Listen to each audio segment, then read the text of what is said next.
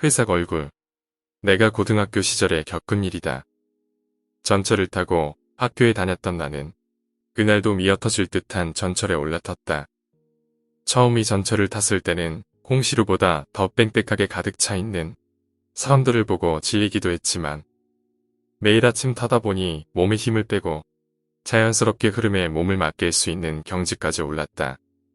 체취가 심한 사람이나 향수로 머리를 감고 나온 것 같은 사람. 이런 사람들 근처만 아니라면 사람들 틈에 끼어서 서 있는 것도 전혀 문제가 되지 않았다. 매일 아침 똑같은 전철. 하지만 그런 변함없는 일상 속에서 그날 아침 나는 조금 이상한 것을 목격하게 된다. 어느 날 아침 운 나쁘게 손잡이도 잡지 못하는 위치까지 밀려와 버린 나는 가방을 양팔로 꽉 안고 다리를 조금 벌려서 조금 흔들려도 버틸 수 있는 자세로 서 있었다. 전철이 내가 탄 역을 출발했고 나는 사람들 머리 사이로 겨우 보이는 창밖을 멍하니 바라보고 있었다. 다음 역을 지났을 때쯤 내 시야에 한 여자의 뒷모습이 눈에 들어왔다. 그녀는 1m 정도 떨어진 곳에서 손잡이를 잡고 있는데 긴 갈색 머리카락과 뒷모습으로 봐서는 젊은 여성이라고 생각됐다. 그녀는 옆에 서 있는 양복을 입은 남성을 올려다보며 계속 말을 걸고 있는 것 같았다.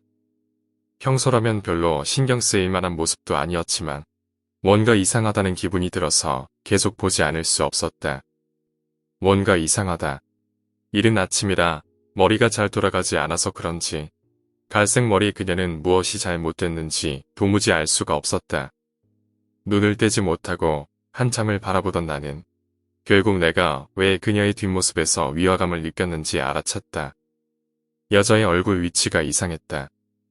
내가 서 있는 그녀의 뒷모습은 완전히 정면을 바라보고 있었다. 머리카락 사이로 살짝 보이는 귀의 위치를 보면 머리도 정면을 보고 있는 게 확실했다. 하지만 얼굴은 옆에 남자를 올려다보고 말을 걸고 있었다. 마치 가면을 머리 옆에 쓴 것처럼. 그리고 더 불쾌했던 것은 그녀의 피부 색깔. 회색빛 피부색과 보라색에 가까운 입술이 몹시 기분 나빴다.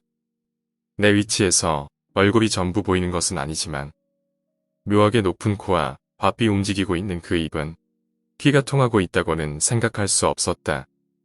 게다가 나와 1m 정도밖에 떨어져 있지 않는데도 그녀의 목소리가 전혀 들리지 않았다. 종종 웃는 듯이 입이 크게 벌어졌지만 목소리는 전혀 들리지가 않았다. 바로 귓가에서 말하고 있는데도 옆에 있는 남자에게서도 아무런 반응이 없었다. 그렇게 내가 멍하니 그녀에게서 눈을 떼지 못하고 있을 때 전철은 터널 속으로 들어갔다. 바깥이 어두워지자 자연스럽게 차창에 전철 안의 모습이 비춰지게 되었다. 차창에 비친 그 여자의 얼굴은 다행히도 정면을 보고 있었다. 회색 얼굴이 아닌 주위 사람과 별반 다를 것 없는 피부색의 예쁜 얼굴이었다. 내가 차창에 비친 그녀의 얼굴을 확인하느라 아주 잠깐 눈을 뗐던 찰나에 그녀 머리 옆에 붙어있던 회색 얼굴도 사라져버렸다. 한순간도 눈을 떼지 않고 그녀 쪽을 바라보고 있었기 때문에 그녀가 움직이거나 고개를 돌리지도 않았다는 것을 그 누가 물어봐도 나는 자신있게 대답할 수 있었을 것이다. 왜 얼굴이 사라졌는지도 그 얼굴의 정체도 아무것도 알지 못하고 도저히 상황 파악을 하지 못한 채 나는 마냥 그녀를 바라볼 수밖에 없었다.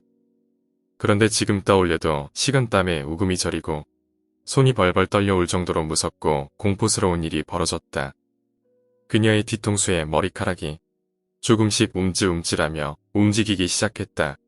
깜짝 놀라 주위를 두리번거려봤지만 나 이외에는 아무도 그 사실을 알아채지 못한 것 같았다. 그녀 본인조차도 모르고 있는 것 같았다.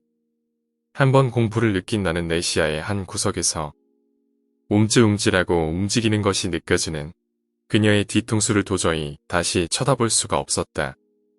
그렇다고 안 보는 것도 할 수 없었기에 그냥 그대로 겪는 줄로만 훔쳐보는 듯이 서 있기만 했다. 조금씩 움직이던 그녀 뒤통수의 머리카락이 점점 반으로 갈라지고 그 머리카락 사이로 회색의 코가 서서히 나온 것을 본 순간 나는 본능적으로 고개를 숙였다. 큰일이다. 어쩌지? 콩나물시루 같은 아침 전철에 사람들 틈에 끼어 제대로 몸을 움직일 수도 없었다. 고개를 들면 그것을 확실하게 봐버릴 것이다. 그것만은 절대로 싫었다. 식은땀이 줄줄 흐르기 시작했다. 게다가 나는 더욱 무서운 사실을 깨달았다. 내 뒤에 분명히 그것의 목소리가 들렸다. 목소리가 너무 작아서 무슨 말을 하는지는 모르겠지만 나에게 말을 걸고 있는 것이 분명했다. 죽을 만큼 듣고 싶지 않지만 귀를 기울이지 않을 수 없었다. 무슨 말일까? 조금만 더 가까이 가면 들릴 것 같은데. 나도 모르게 목소리를 향해 얼굴을 들려 했던 순간 등 뒤에서 굵은 남자 목소리가 들려왔다. 그만둬라. 깜짝 놀라 뒤를 돌아보니 50대 정도의 아저씨가 나를 바라보며 서 있었다. 속삭이는 것에 관심을 보이면 안 된단다. 모른 척 하렴. 어차피 좋은 말은 안 하고 있으니까. 그리고 내 양쪽 어깨를 잡고 내 몸을 아저씨 쪽으로 돌려주곤 몸으로 사람들을 밀치면서 나를 문 쪽으로 밀어주었다. 감사합니다. 당황함과 안도가 섞여 제대로 말을 잇지도 못하는 나에게 아저씨는 됐으니까 다음 역에서 빨리 내리라는 말만 했다. 다음 역에서 인파에 섞여 전철에서 내린 채로 가만히 서 있던 나는 퍼뜩 정신을 차리고 뒤를 돌아보았다. 사람들이 내리고 닫힌 전철문에 달려있는 두 개의 유리창 한쪽에 나를 구해준 아저씨가 보였다. 그리고 그 옆에 유리창엔 갈색 머리 여자가 원래 얼굴로 나를 빤히 쳐다보고 있었는데 그녀의 옆머리에 아저씨를 무시무시한 형상으로 노려보는 회색 얼굴이 보였다. 그렇게 전철은 다음 역을 향해 떠나갔다. 오늘 이야기는 여기까지입니다. 오늘 이야기가 재미있으셨다면 구독과 좋아요 부탁드립니다. 감사합니다.